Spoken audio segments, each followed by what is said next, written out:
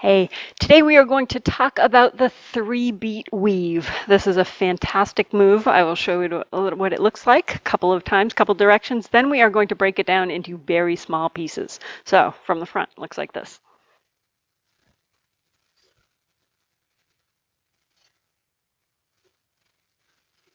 Okay, from the side, it looks like this.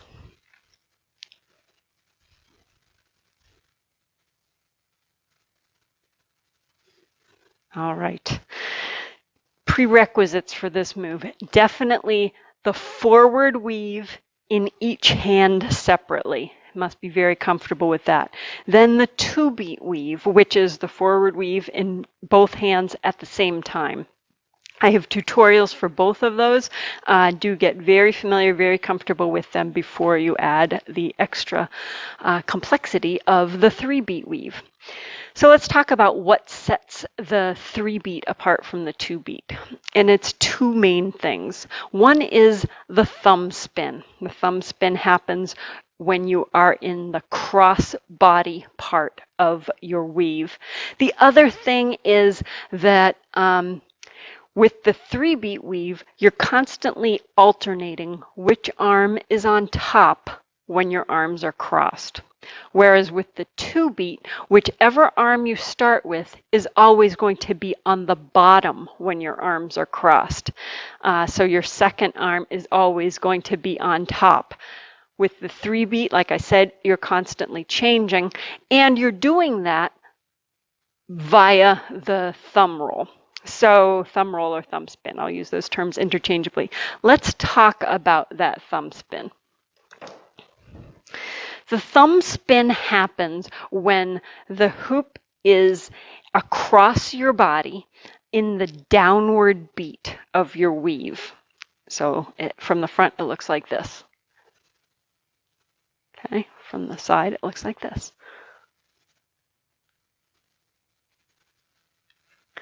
What's happening there is as you cross your body and the hoop is in its downward position, its downbeat, your hand is in what I call a suitcase grip. We would never carry our suitcase across our body like this, but if we did, this is what it would look like, right?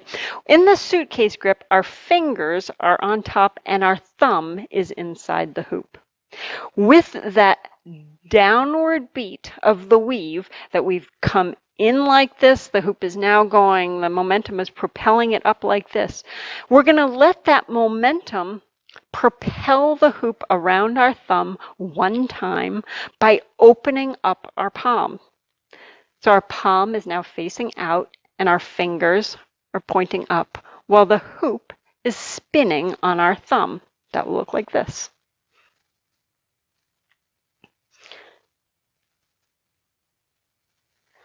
You want to re-grip the hoop after a single rotation around your thumb so that you have resumed that suitcase grip and can continue your weave action.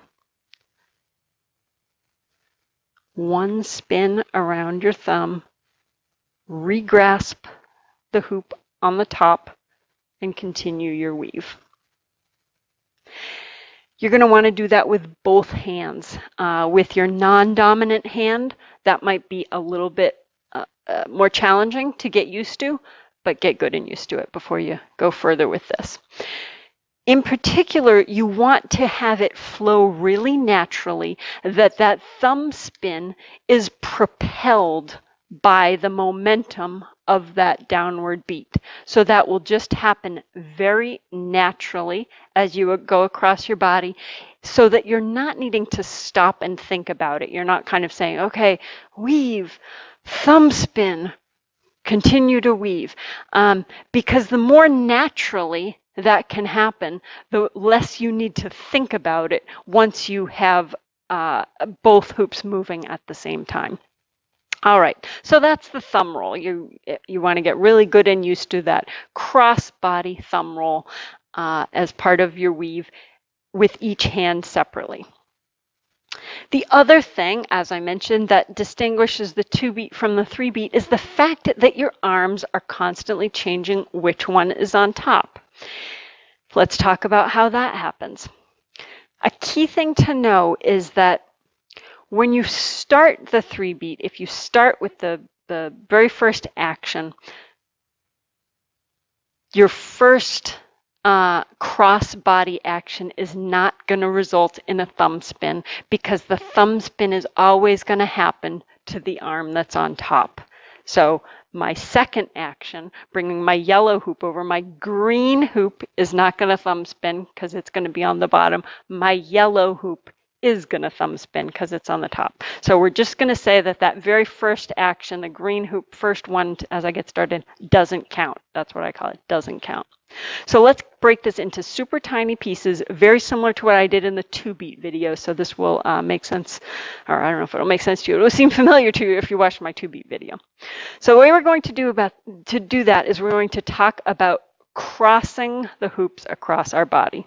So the green one crosses over to the inside of the yellow hoop. And again, that's the one that doesn't count, right? Because that's my first action. My yellow hoop is going to cross over to the other side of my body. At this moment, my yellow hoop is thumb spinning, but we practice the thumb spin separately, so we're not going to practice that as part of this. It's too difficult to do from a static position like this with no momentum. We're just going to be practicing the arm part. So now my green hoop is going to cross over while my yellow hoop is thumb spinning. We're just going to pretend that's thumb spinning. My green hoop is going to uncross to the inside of the yellow hoop, continue its momentum around the back, up and over. Now my green arm is on top. Now my green arm is thumb spinning.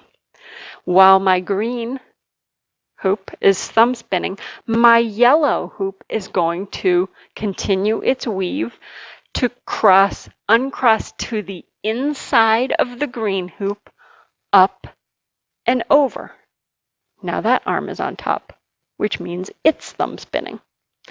The green hoop is going to now continue its weave inside, up, and over. I'm going to show you that from the side. Yellow hoop now is going to go inside, up, and over, noting again that the green hoop, if this were happening for real, would be thumb spinning. The yellow hoop is going to uncross to the inside, up, and over. Now the yellow hoop is thumb spinning. Green hoop is going to continue its weave inside, up around the back, and over. You want to get as used to that inside, up, and over motion as you can, so that while the hoop is thumb spinning, you can find what that other arm is doing, because that is typically where people have the most challenge.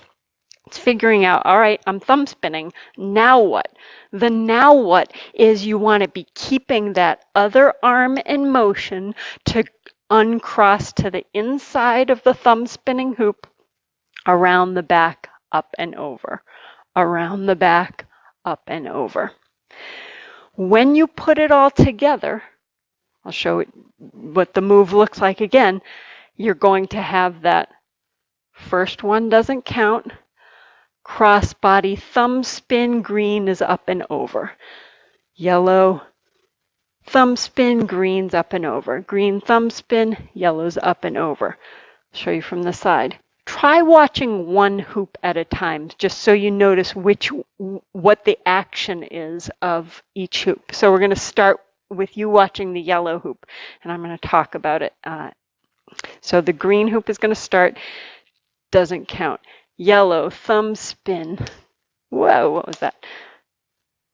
Yellow, thumb spin.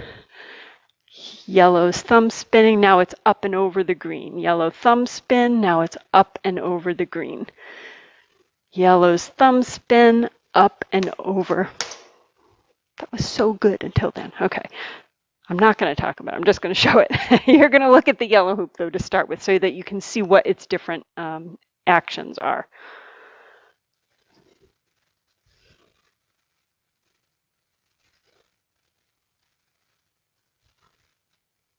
Now try watching the green hoop and notice what the green hoop is doing all the time, not paying attention to the yellow hoop.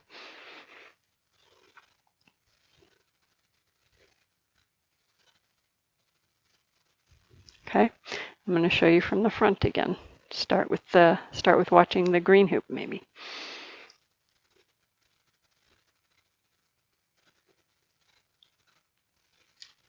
Now watch the yellow hoop.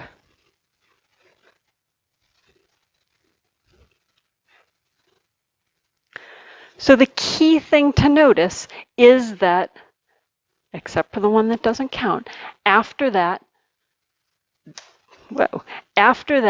the arm that is across your body is doing the thumb spin, while the other arm is coming around, up and over, around, up and over, up and over, up and over, up and over. Couple of tips. One is you want to hold the hoops incredibly loosely. If you have a really firm grip on the hoops, then it's just the whole thing's going to fall apart. So you're holding them really practically with your fingertips. Another is a lot of times if people try to start right in with the 3 beat, so they start with the one that doesn't count, now they go into the thumb spin, now they're like, okay, now what? I'm thumb spinning. It can be difficult to remember the fact that your hoops are both in motion at the same time. So you don't want to stop and concentrate on your thumb spin. At the moment that hoop is thumb spinning, it is simply providing time for your opposite hoop to come around and up and over. So they really need to be moving at the same time. So if you're finding that you kind of do one stop, now what? Then you might instead start with your 2 beat. If you start with your 2 beat, then you're used to having both hands, both hoops in motion, and you're less likely to stop on those thumb spins.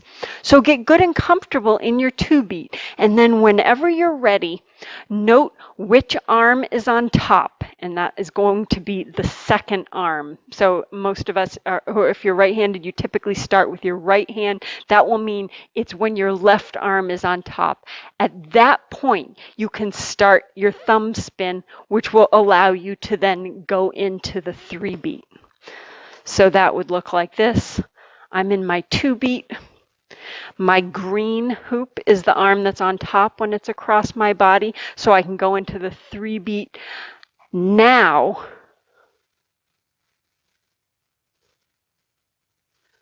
Okay, so if you're having trouble that you're kind of not being able to coordinate the constant motion of the 2 hoops, then consider starting with that 2 beat and adding the 3rd beat, adding that thumb spin and starting the whole arm thing. Once you when your second arm is across your body from your 2 beat. So slow things down.